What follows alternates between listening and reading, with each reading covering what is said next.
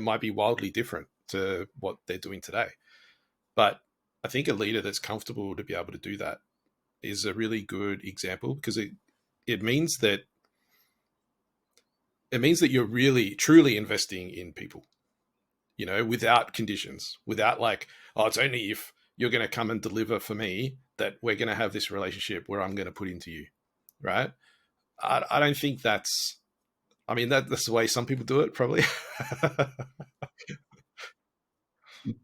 No, I think that's an amazing point about Yeah. conditional and unconditional leadership, because we've all seen the bad end of the spectrum, right? Where it's like someone blows up and you're like, "What do you mean? We've invested in you for Yeah. years. How dare you? Why would you do?" And it's like, but this person just got life-altering money. They're a parent, and that extra 20, 30 Yeah. grand is actually going to help them with school fees that year.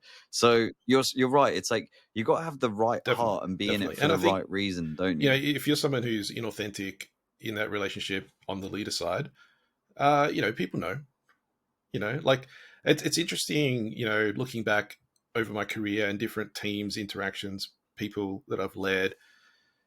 I kind of tell a joke sometimes that, particularly on the engineering side, right? So if you're an engineering leader, I find this quite subtle thing where engineers will test you. It's very subtle, but I think my theory is, right, that I think engineers want to know, if I have a technical problem and I come to you, are you going to give me wise advice? Are you going to give me wisdom? Is it going to come from a place where you know what you're talking about, or do I go to someone else? You know, um, and usually, like in a larger team with other people around and things like that, there are other options. So it's not to say that an engineer has to have a technical leader that's their manager, direct manager, right? But I think they're seeking out those people, and I think software engineers are interesting people because they are generally in a culture where growth and learning and new things are always coming down the pipe. So it's just, if you're not learning, you're kind of being left behind because the industry is moving forward. And I think engineers are very aware of that.